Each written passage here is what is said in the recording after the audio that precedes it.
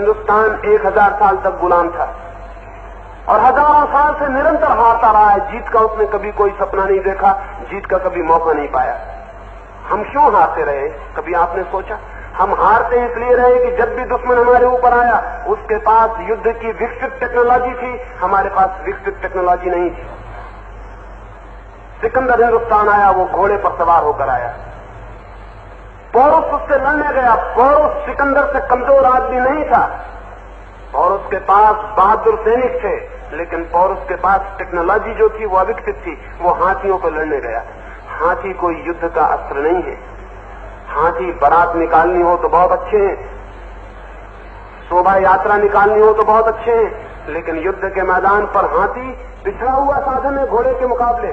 घोड़ा तेज है, ज्यादा जानवान है, ज्यादा चंचल है, थोड़ी जगह घेरता है, तेजी से गति करता है।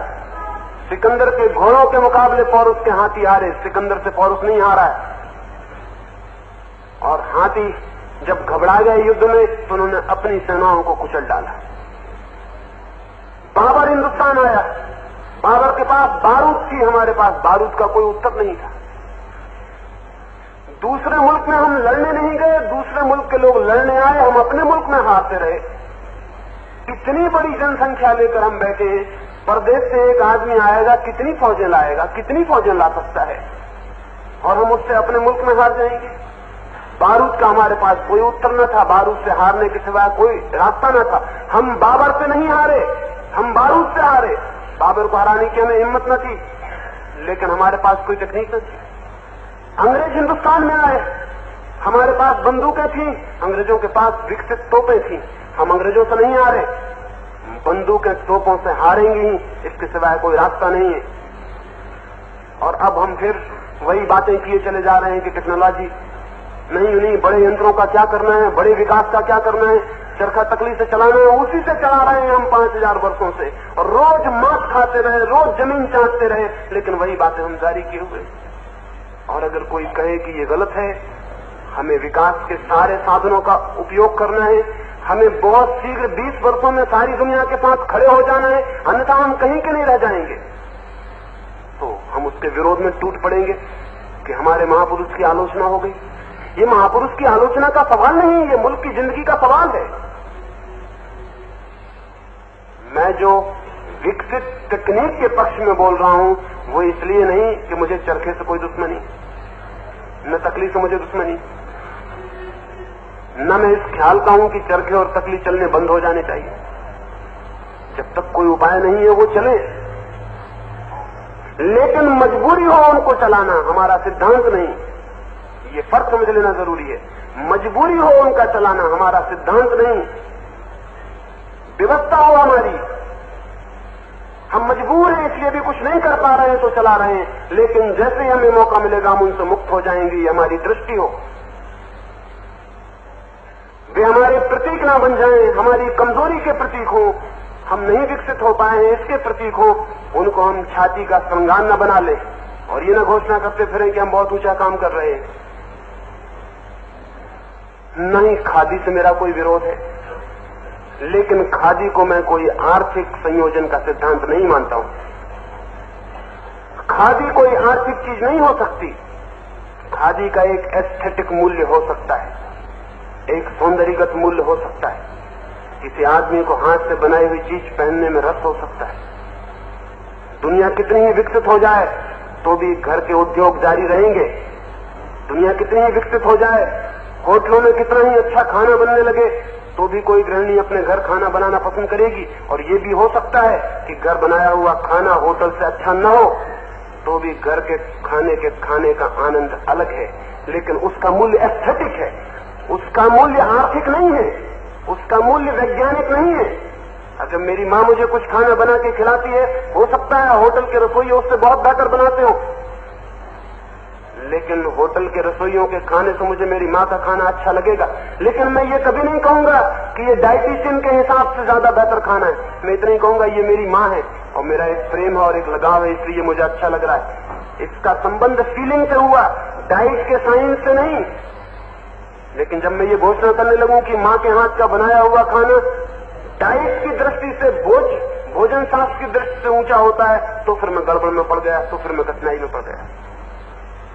खादी एक एस्थेटिक मूल्य रखती है। जिन्हें प्रीतिकर हो वो खादी पहन सकते हैं, जिन्हें प्रीतिकर हो वो चरखा चला सकते हैं, किसी पर रुकावट डालने की कोई जरूरत नहीं है। लेकिन खादी को आर्थिक संयोजना का, इकोनॉमिक प्लानिंग का हिस्सा नहीं समझा जा सकता और खादी को आर्थिक सिद्धांत नहीं माना जा सकता। मैं खुद खादी पहनता हूं, मुझे खुद दूसरे कपड़े की बजाय खादी ज्यादा पोएटिक, ज्यादा काव्यात्मक मालूम पड़ती। मुझे खुद खादी में ज्यादा पवित्रता, ज्यादा स्वच्छता, ज्यादा सफेदी मालूम पड़ती है।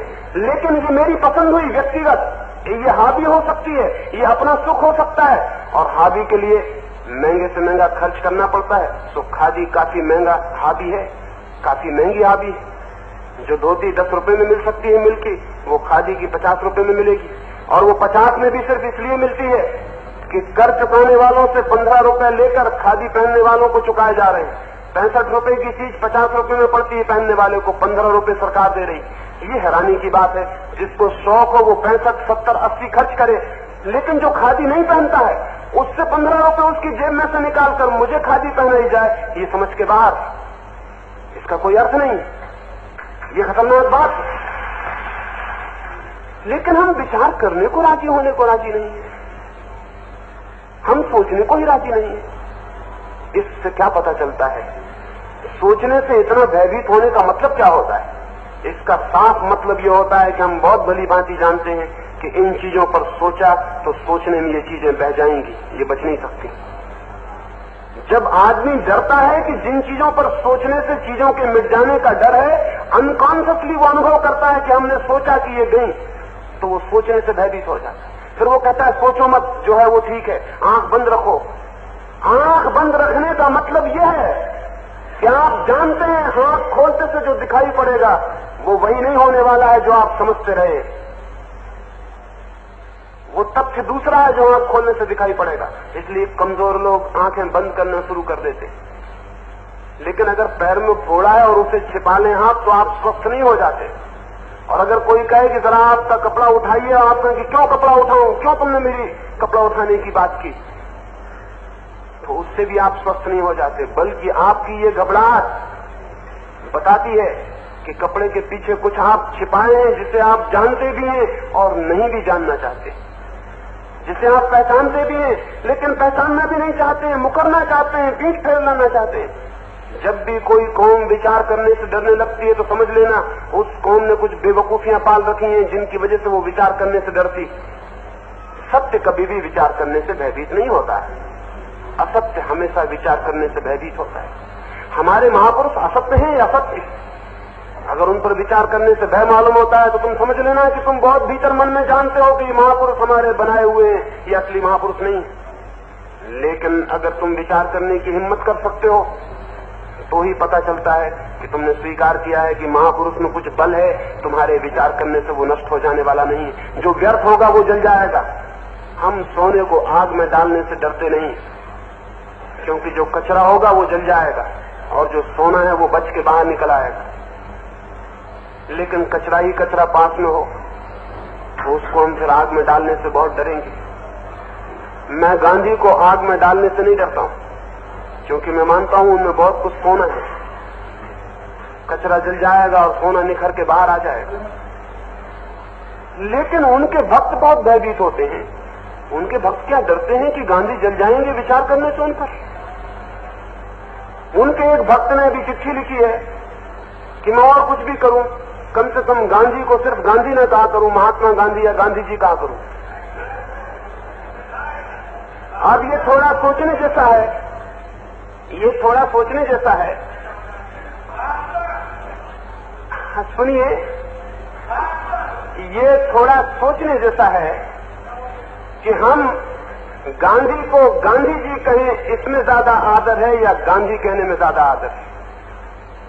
परमात्मा के साथ हम जी नहीं लगाते कि परमात्मा जी। परमात्मा को हम कहते हैं परमात्मा।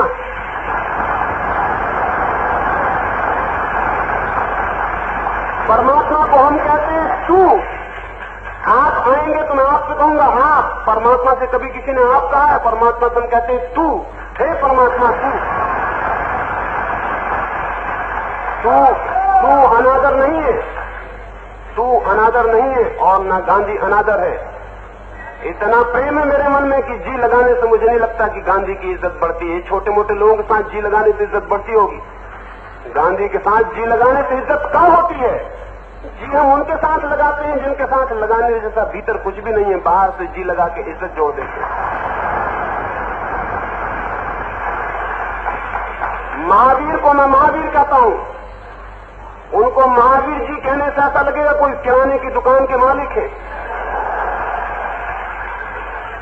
गौतम बुद्ध को मैं बुद्ध कहता हूं, बुद्ध जी लगाने से वो ओछे और छोटे पड़ जाएंगे। गांधी को मैं उसी कोटि में मानता हूं जहां आदमी आपके ऊपर उठ जाता है और तू में प्रविष्ट हो जाता है। इसलिए मैं जी वगैरह नहीं लगाऊंगा और न महात्मा कहूंगा। लेकिन ये घबराते कैसे हैं लोग कि जी नहीं लगाया तो मुश्किल हो गई। ये अपनी ही बुद्धि से सोचते हैं, वो जितनी उनकी हैसियत है, अगर उनसे कोई जी न लगाए और आप न कहे तो वो बेचैनी में पड़ जाएंगे बेचारे। अपनी ही शक्ल में वो महापुरुषों को भी सोचते रहते हैं, नहीं मैं नहीं लगाऊंगा, और आप लगाते हो तो आपसे कहूंगा मत लगाना, अपमानजनक है, इंसल्टिंग है। हम अपने महापुरुष को तो उतने प्रेम से पुकार सकते हैं, बीच में जी और आदर सब लगाने की जरूरत नहीं। शायद आपको ख्याल ना हो कि हम जब आदर प्रकट करते हैं तो हम क्यों प्रकट करते हैं। जब हम शब्दों में आदर बताते हैं तो क्यों बताते हैं। शब्दों में आदर इसलिए बताना पड़ता है कि अगर शब्दों में न बताएं तो और तो कोई आदर हमारे पास नहीं है, शब्द ही आदर है। जब हृदय में आदर होता है तो शब्दों में हम विचार नहीं करते, फिक्र नहीं करते, और जब हृदय में आदर नहीं होता तो हम शब्दों की बहुत फिक्र करते हैं कि क्या कहा क्या नहीं कहा, कौन सा शब्द उपयोग किया कौन सा नहीं।